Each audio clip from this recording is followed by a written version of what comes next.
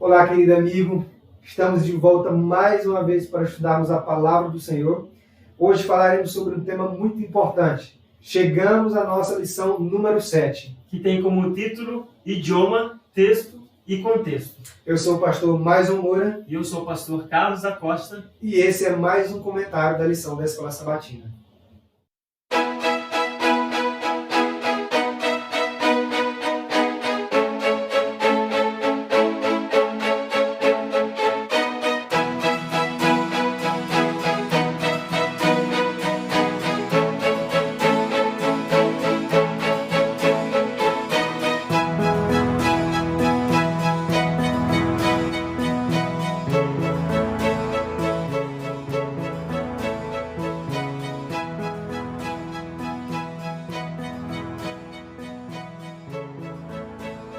Depois da nossa breve vinheta, estamos aqui para comentar um pouquinho sobre a lição de sábado. Mas antes de falar sobre a lição de sábado, eu queria fazer uma recapitulação com você de tudo aquilo que já estudamos. Você está vendo na tela do teu computador, do teu smartphone, o tema geral da lição desse trimestre. Então tem como tema como interpretar as Escrituras. Já falamos sobre singularidade da Bíblia, origem e natureza da Bíblia, a visão de Jesus apóstolo acerca da Bíblia, a Bíblia fonte da nossa teologia, somente pelas Escrituras, que é o conceito só da Escritura, porque a interpretação é necessária, e hoje falaremos sobre idioma, texto e contexto, que é a lição que vai do dia 9 até o dia 15 de maio.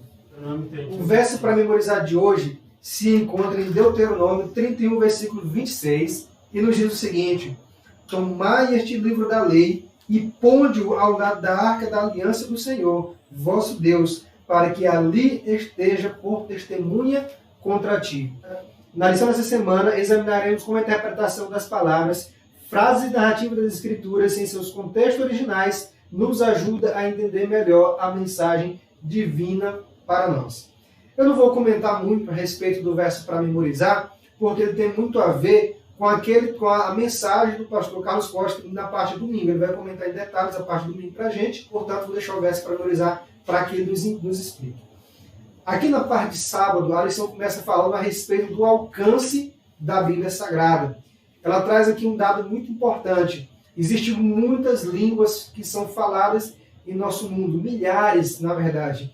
E a lição fala para a gente que a Bíblia já foi traduzida de forma completa para 600 idiomas. Outro dado importante é aqui que o Novo Testamento, ou parte dele, já foi traduzido para 2.500 línguas diferentes.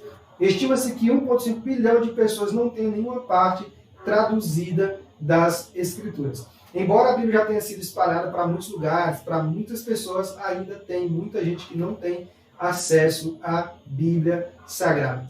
As sociedades bíblicas mundiais têm feito um belíssimo trabalho. Já distribuíram mais de 6 bilhões de Bíblias em todo o mundo. Então, muitas pessoas têm acesso. No nosso mundo tem mais ou menos 7,5 bilhões. Então, o fato aí, como eu já mencionei antes, 1,5 bilhão de pessoas a terem acesso à Bíblia Sagrada.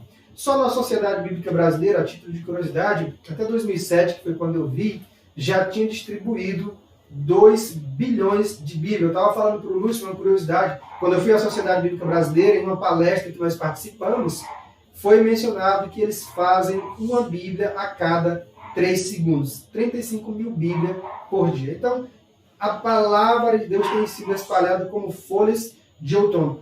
Antigamente, conforme nós estudamos nos temas anteriores, a comunicação de Deus com o povo era de forma oral. Ele falava e o povo ali ouvia, obedecia. Tinha os profetas também. Mas com o acúmulo de pecado, o afastamento de Deus, Deus começou então a enviar pessoas para escrever essas mensagens. Moisés foi o primeiro escritor da Bíblia.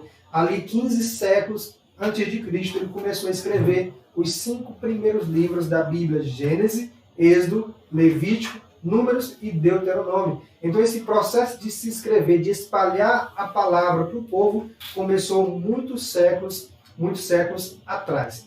Terminou ali, teve o período ali de conclusão do fechamento do cânon do Antigo Testamento, quando os 39 livros estavam completos. Depois desse período, a palavra de Deus continuou a ser divulgada, continuou a ser escrita, traduzida e levada para outras pessoas. ali por volta do quinto século antes de Cristo, Esdras e Neemias, eles encerram, finalizam o cânon do Antigo Testamento, e nesse período, então, de 500 anos, do século V até a época ali, um pouquinho depois de Cristo, há um intervalo sem profetas escrevendo a Bíblia. É nesse período que surgem os livros apócrifos, por exemplo. Mas nesse período também, uma tradução da Bíblia foi feita. A tradução do hebraico para o texto grego, conhecido como Septuaginta. A gente vai falar um pouquinho sobre a Septuaginta, o que ela é, o que ela representa. Mas a disseminação da palavra se tornou mais forte, mais intensa com o advento dos reformadores. Mas já ali no quarto século depois de Cristo, um pouquinho antes tem os escritores do Novo Testamento, mas no quarto século nós temos Jerônimo, chamado pela Igreja Católica para fazer uma tradução da Bíblia para a língua que era aquela mais importante no momento, que era o latim.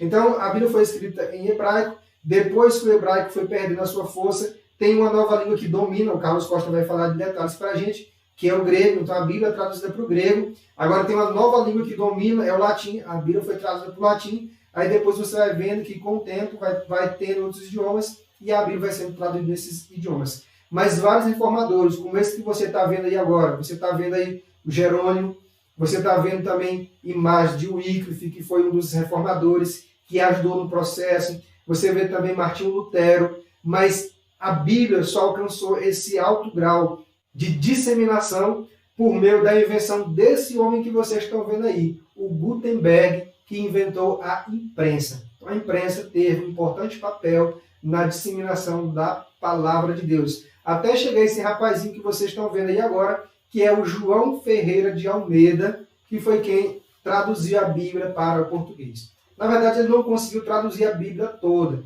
Ele morreu antes. Mas como ele foi o precursor, aquele que trouxe a Bíblia para o nosso idioma, então ficou uma homenagem a ele, o João Ferreira de Almeida. Agora eu vou pedir que o pastor Carlos Costa comente um pouquinho para a gente a respeito da lição de domingo, na qual ele vai enfatizar um pouquinho mais esses conceitos que eu introduzi aqui para vocês. Bom, primeiramente, a lição de domingo, a gente vai estar abordando um pouquinho sobre o propósito da Escritura dentro do plano da redenção. A Bíblia ele foi dada dentro do plano da redenção com o objetivo de redimir o homem e de levá-lo ele à restauração completa. Eu queria que você abrisse sua Bíblia agora no livro de 2 Timóteo, capítulo 3, versículo 16 e 17. Aqui a gente vai entender o propósito por qual foi dado a Escritura Sagrada. 2 Timóteo, capítulo 3, versículo 16 e versículo 17. Diz o seguinte: toda a Escritura é inspirada por Deus, é útil para o ensino, para a repreensão, para a correção, para a educação na justiça. E no versículo 17 fala: a fim de que o homem de Deus seja perfeito e perfeitamente habilitado para toda a boa obra.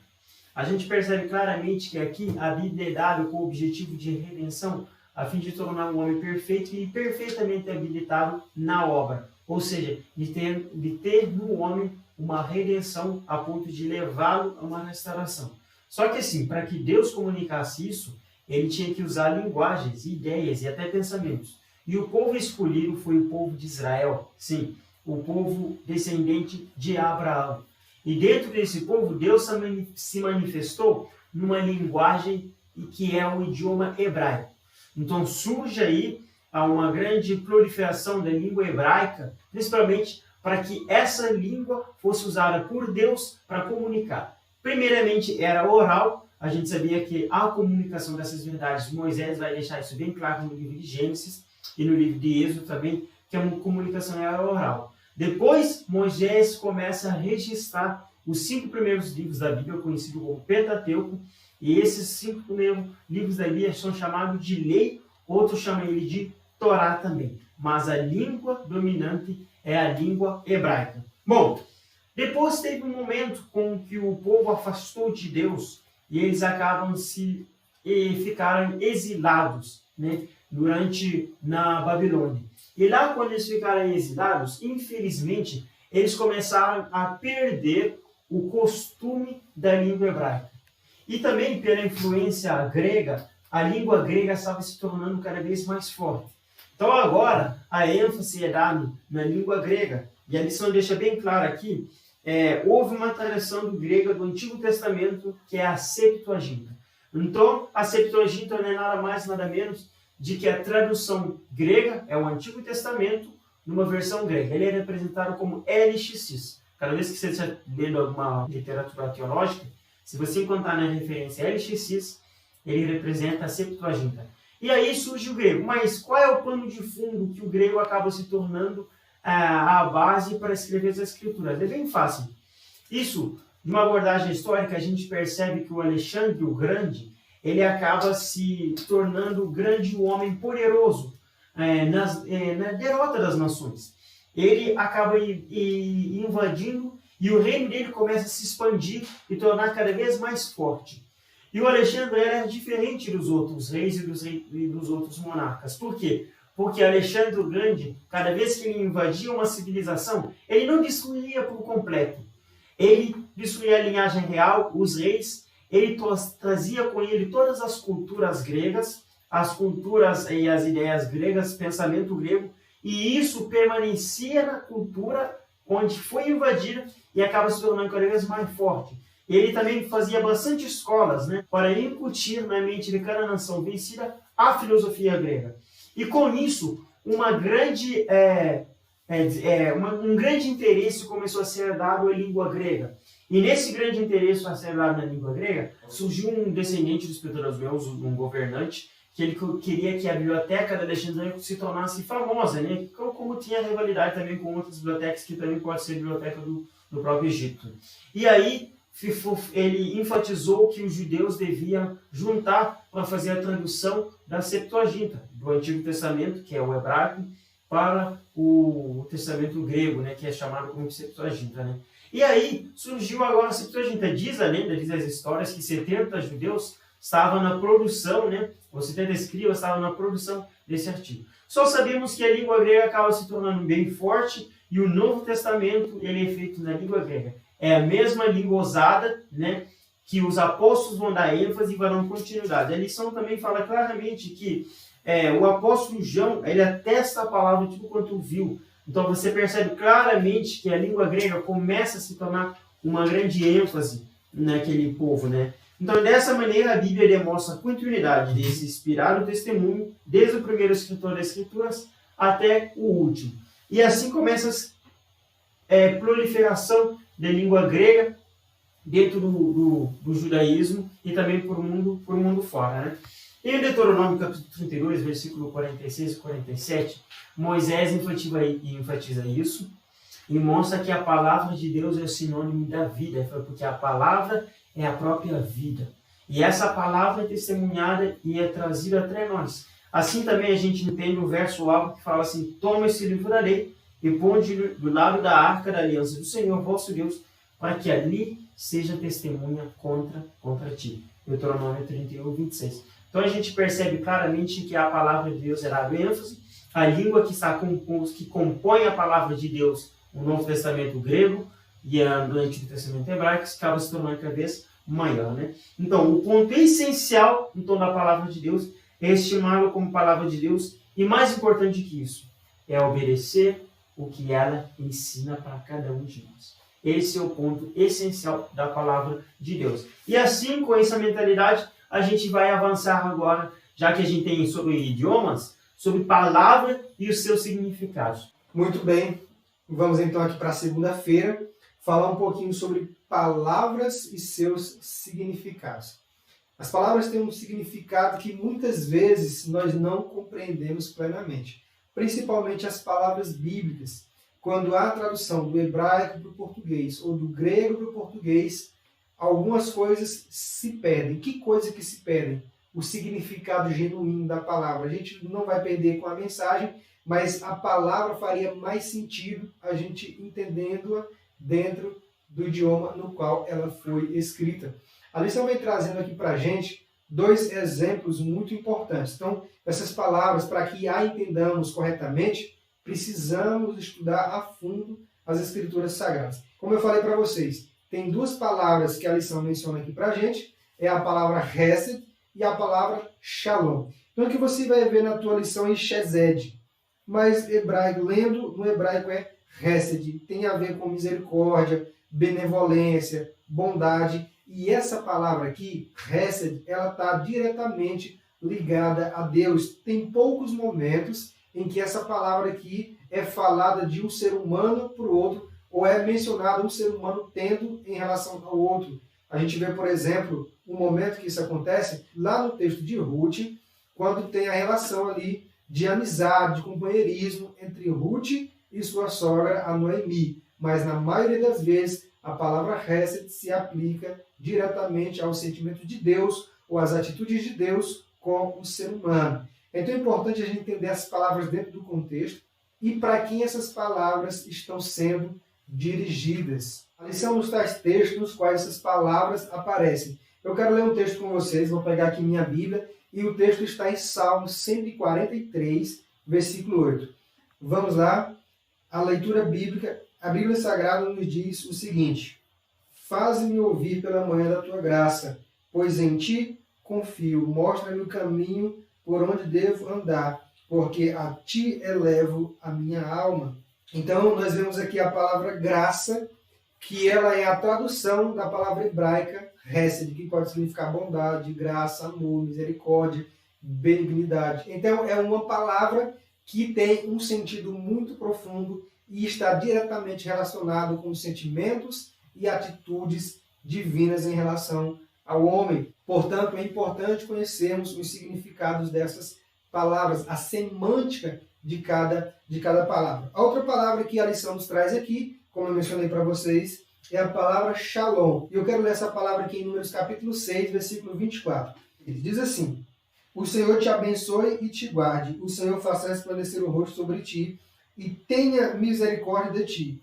Lembrando que essa misericórdia aqui que aparece nesse texto de Números não é a palavra hesed, é uma outra palavra. Mas no versículo 26 nós vemos aqui, ó: o Senhor sobre ti levante o rosto e te dê a paz. E a palavra aqui no original para paz é a palavra shalom. É a paz, então, que o nosso Deus nos concede. Tem outros textos aqui que mencionam a mesma palavra. Jó 3, versículo 26, o Jó fala que lhe faltou a paz, lhe faltou o shalom. Um outro exemplo dessa palavra está escrito em Jó, capítulo 3, versículo 26, no qual esse personagem tão importante da história bíblica, ele menciona que lhe falta o descanso, lhe fugiu a paz, e no caso aqui a palavra é shalom. A gente vê isso também em Salmo 29, 15. Isaías 9, versículo 6, menciona aquele que é o príncipe da paz. No caso, Jesus Cristo é ele que traz shalom. E é bem interessante que essa palavra ela significa paz, mas ela significa também plenitude, inteireza e bem-estar. Então, se você pega só a palavra de misericórdia, só a palavra é bondade, ou só a palavra paz, você não vai adquirir o sentido pleno daquela palavra que está ali no hebraico. Os sinônimos, eles nos ajudam muitas vezes, mas você sabe que os sinônimos não são completos em tudo. Então, a gente tem aqui essas palavras que são traduzidas, mas não expressam profundamente o que o texto quer nos dizer. E uma outra palavra que a lição nos traz aqui, outra palavra hebraica, é a palavra Shabbat. E é uma coisa muito interessante. Deus nos deu o Shabbat para nosso descanso, para que tenhamos paz. É por isso que os judeus se cumprimentam falando Shabbat Shalom. Então, a paz ou o descanso, a plenitude do sábado. Então, o sábado é um presente de Deus para nosso descanso e para que tenhamos paz. Essa lição aqui de segunda-feira enfatiza para a gente a importância de se conhecer as palavras e seus significados, porque elas nos ajudarão na hora de interpretar corretamente o texto bíblico. Mas, pastor Carlos, mencionando esse tema aqui, eu queria fazer uma pergunta para você. Por exemplo, mesmo que a gente não conheça o significado pleno das palavras, como eu mencionei aqui a palavra hesed, que é misericórdia, bondade, tem também shalom, que é uma inteireza de espírito, né, plenitude de espírito. Mesmo a gente não conhecendo o significado original dessas palavras, como podemos viver a realidade e sua essência mediante boa compreensão e dedicação do estudo das Escrituras? Bom, a gente pode perceber que, às vezes, mesmo não conhecendo a palavra, o Espírito Santo acaba iluminando a nossa mente, né? Para ter essa compreensão. Porque ele está na condução das Escrituras. A gente vai enfatizar novamente de que o Espírito Santo é aquele que nos vai fazer com que a nossa mente possa se abrir para entender as verdades profundas das Escrituras. Repito novamente, né? O conhecimento dessas palavras permite ouvir uma TV de uma forma colorida, né? Mas o não conhecimento dessas palavras, às vezes, nos faz entender como uma TV preto e branco, uma simples ilustração para você entender. Mas o Espírito Santo ele nos traz entendimento claramente dessas palavras. Agora, uma outra coisa que eu gostaria de falar contigo, pastor Maisel, é que assim, ó, hoje, para a gente, quando você está escrevendo um artigo, está escrevendo algum trabalho, para você enfatizar uma palavra, geralmente você coloca em negrito, em itálico, você sublinha a palavra, né? Só que na cultura hebraica não tinha essa ferramenta, né? E só para ter uma ideia, eles não tinham nem sinais de pontuação, né? Eles não tinham nem sinais de pontuação. Então, como que eles enfatizavam uma palavra? É simples, eles repetiam.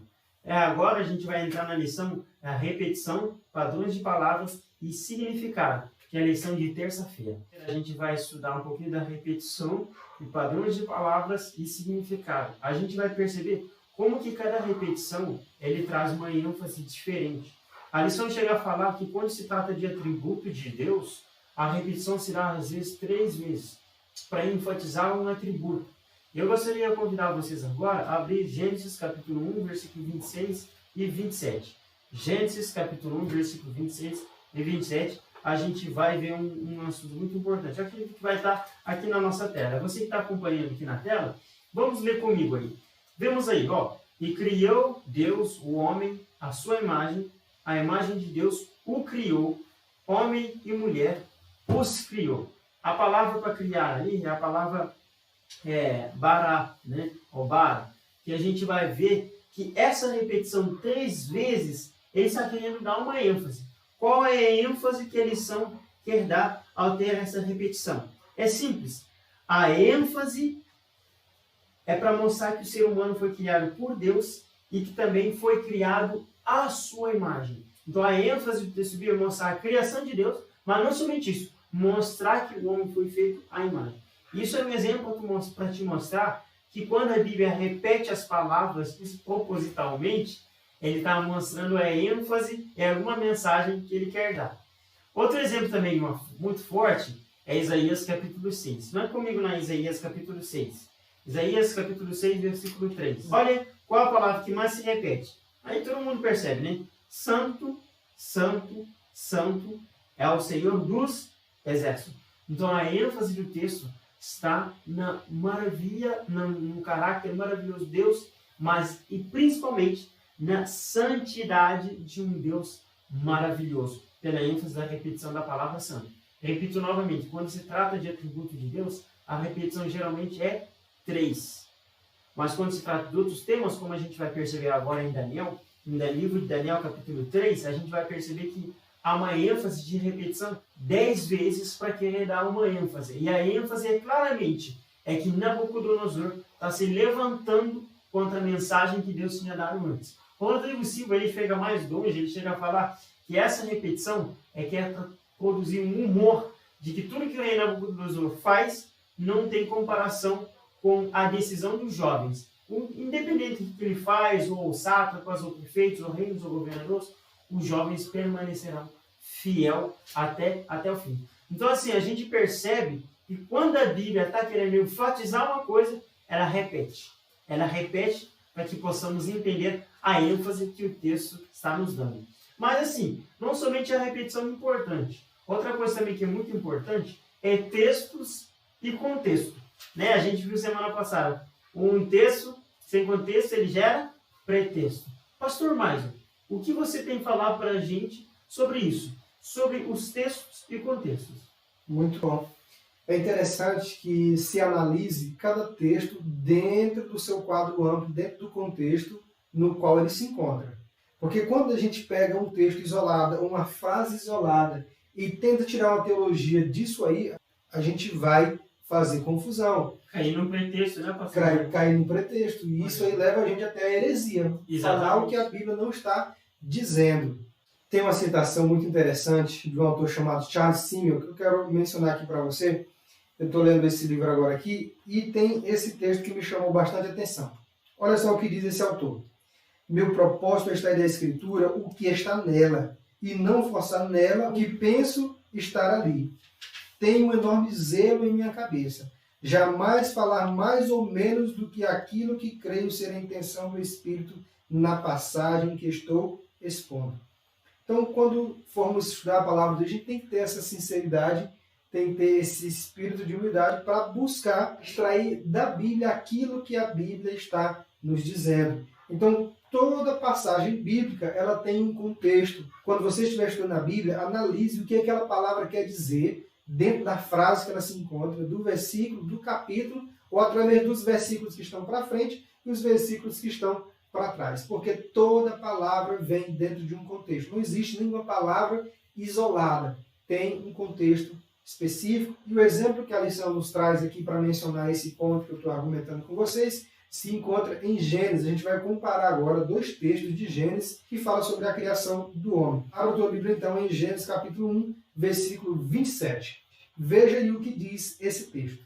Olha só, a Bíblia fala assim: e criou Deus o homem. Você percebe que a palavra homem está em vermelho, sendo destacado, e tem a palavra em hebraica ali, Adão, correspondente então ao homem em português. Então a Bíblia fala: e criou Deus o homem, a sua imagem, a imagem de Deus o criou. Homem e mulher os criou. E quando você vai para Gênesis capítulo 2, versículo 7, fala bem assim: e formou o Senhor Deus o homem do pó da terra, e soprou em suas narinas o fôlego de vida, e o homem foi feito alma vivente. Então você percebe no primeiro texto a palavra Adão, 2 vezes sendo mencionada, ali na primeira parte, e na segunda parte também, Adão. Esse Adão se refere não ao homem especificamente, mas ao gênero humano. Então, quando a Bíblia fala que criou Deus o homem, a sua imagem, a imagem de Deus o criou, homem e mulher o criou, está falando então sobre o homem como espécie, gênero humano. Quando você vai então para o 2, versículo 7, ali está falando do homem pessoa, Adão especificamente. Então esse Adão é o nome do homem, mas é também como gênero humano. Você percebe que tem outra palavra em hebraico, tem a palavra ali Adão, tem a palavra também Adamá. E formou o Senhor Deus o homem, Adão, do pó da terra, Adamá, e soprou em suas narinas o fôlego de vida, e o homem, Adão, foi feito alma vivente. Portanto, esse segundo versículo se refere ao homem, Adão, enquanto o primeiro versículo se refere ao gênero humano. Então, algumas pessoas, por lerem esses versículos fora de contexto, elas acabam que fazendo confusão. Então, você percebe que a ênfase do autor, quando nós lemos o texto fora de contexto, quando nós lemos apenas a palavra e não levamos em consideração todas as outras que estão em volta dela, ou seja, o seu contexto, nós temos a impressão de que ambos os textos estão falando de Adão, e não um falando do gênero e o outro falando do homem em si. Portanto, esse primeiro texto da Bíblia deixa bem claro que o homem foi feito à imagem de Deus, foi criado por Deus. E é interessante que no texto que o pastor Carlos mencionou com vocês perceberam a palavra criou se repetindo 3 vezes em um único versículo. Como ele mencionou, é a ênfase proposital dada por Moisés para mostrar que o homem é criação de Deus. E o verbo hebraico, que é traduzido como criar, é o verbo bará, que é uma ação diretamente atribuída a Deus. Ou seja, é aquele que cria sem uma matéria pré-existente. Em outras palavras, cria do nada. Então o homem é uma criação de Deus, bem como sua esposa, o homem Adão e também o gênero humano. E a lição chega até a mencionar aqui algo importante. De acordo com a Bíblia, homem e mulher são criações diretas de Deus, porque a sabedoria do mundo é loucura ao afirmar que surgimos do mero acaso. A Bíblia traz que surgimos das mãos de Deus, não tinha uma matéria pré-existente, mas Deus falou e tudo aconteceu. Não em bilhões de anos, mas instantaneamente, de acordo com o que Deus falava, as coisas iam acontecendo. Então, a Bíblia tem suas palavras, precisam ser entendidas dentro do contexto, e nós precisamos conhecer, além do contexto primário, o contexto no qual o livro foi escrito, porque cada livro tem uma mensagem específica. Pastor Carlos, quais são as mensagens trazidas para nós por meio dos livros da Bíblia? Interessante o que você falou, que cada livro tem suas mensagens específicas, né? Quando a gente examina as Escrituras Sagradas, a gente percebe que cada livro ele foi feito com um propósito diferente e em um contexto diferente. Por exemplo, a gente tem livros proféticos, a gente tem livros históricos, a gente tem salmos e a gente tem cartas também na Bíblia. Todos eles foram escritos em contextos diferentes e eles enfatizam verdades diferentes de acordo com o propósito do autor. Uma coisa muito importante também é que quando a gente procura entender o significado das Escrituras, o significado da mensagem bíblica, é bom começar pela autoria e o contexto. Quando você descobre o autor, o contexto se torna mais fácil para você entender as Escrituras. Por exemplo, se você tem dúvida se Moisés ou Paulo escreveu o livro de Salmos, claramente que se você escolher um dos seus autores, a compreensão do contexto vai se tornar claramente mais percebido e mais fácil, ou dependendo do autor que você escolheu, mais difícil de entender. Mas uma coisa muito interessante, por exemplo, os primeiros 5 livros da Bíblia foram escritos por Moisés. E a mensagem do livro de Gênesis é específico também. A gente vai ver aqui para frente um pouquinho assim. E além do mais, Jesus e os apóstolos confirmam que Moisés escreveu o livro de Gênesis. A gente sabe que é um livro hoje que muitos falam que não foi Moisés que escreveu, mas fica claramente isso. E em outros casos, por exemplo, tem livros que não são identificados quem são os autores. Por exemplo, a gente tem os livros históricos como Samuel, Crônicas, Esther também e Ruth. A gente não sabe quem escreveu, mas o contexto a gente tem sobre isso. Mas eu queria que você agora, concentrando um pouquinho no livro de Gênesis, abre a sua Bíblia em Gênesis capítulo 15, versículo 1 até o versículo 5. Vamos ler aí. Depois desses acontecimentos, veio a palavra do Senhor a Abraão numa visão e me disse: Não temas, Abraão, eu sou o teu escudo e o teu galardão será sobremodo grande. Respondeu Abraão: Senhor Deus, que me haverás de dar, se continuo sem filhos e o herdeiro da minha casa é o Damasceno Eliezer? Disse mais Abraão: A mim não me concedeste descendência, e um servo nascido na minha casa será o meu herdeiro. A isso respondeu logo o Senhor, dizendo: Não será esse o teu herdeiro, mas aquele que será gerado de ti será o teu herdeiro. Então, conduzindo até afora, disse: Olha para os céus e conta as estrelas, se é que podes. Ele disse: Será assim a tua posteridade. Moisés escreveu sobre a origem de tudo e o plano da salvação. O plano da salvação estendido e escolhido por Deus foi que através da descendência de Abraão, através da linhagem de Abraão, a salvação seja estendida ao universo.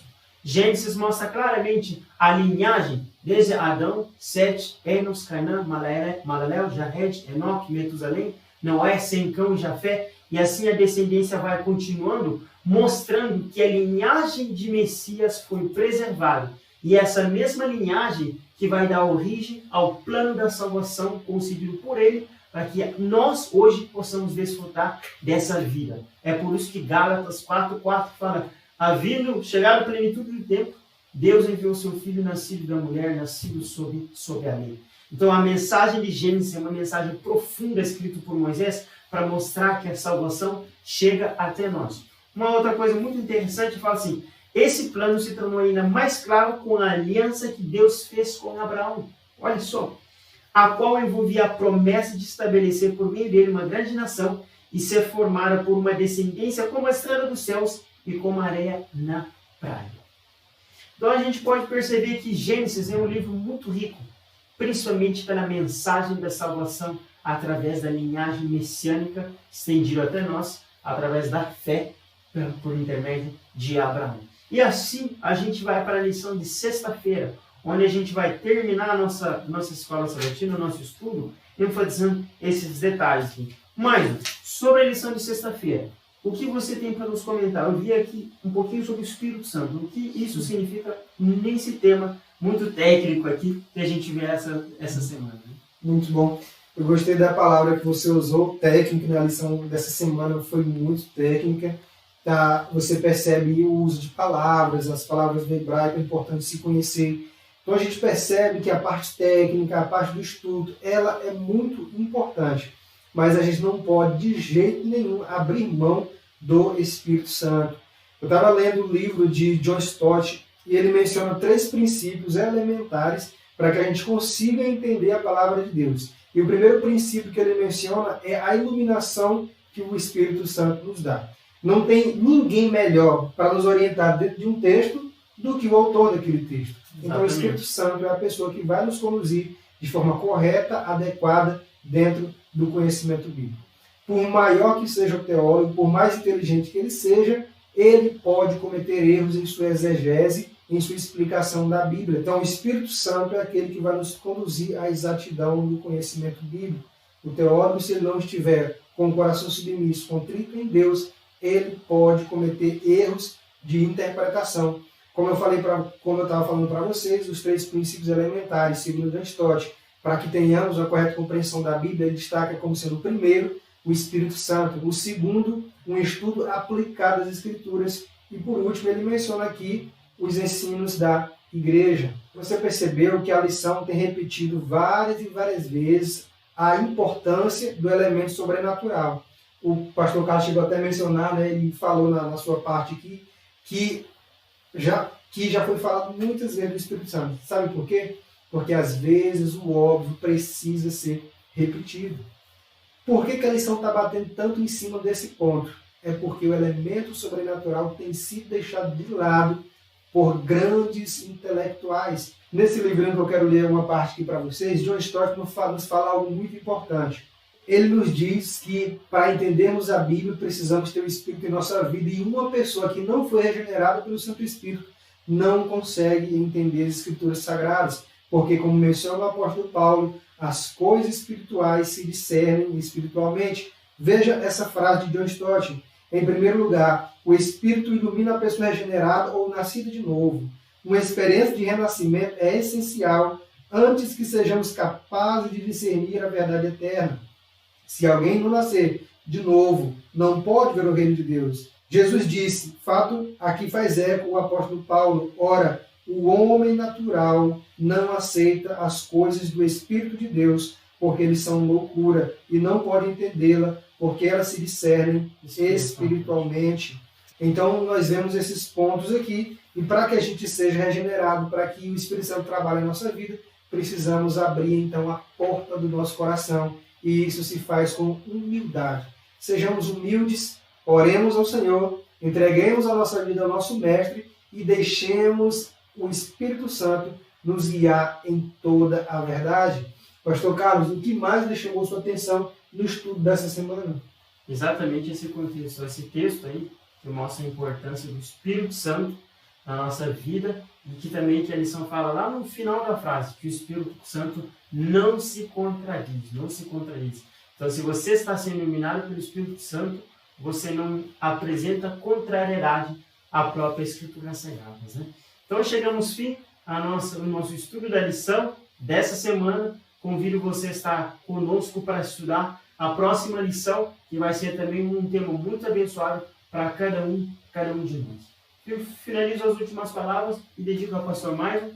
Muito bom. Então não perca o nosso próximo vídeo. Obrigado por ter nos assistido até o final. Se você não curtiu ainda, curta. Se você não é inscrito ainda, se inscreva. E vamos juntos aprender mais sobre a palavra do Senhor. Até o nosso próximo vídeo.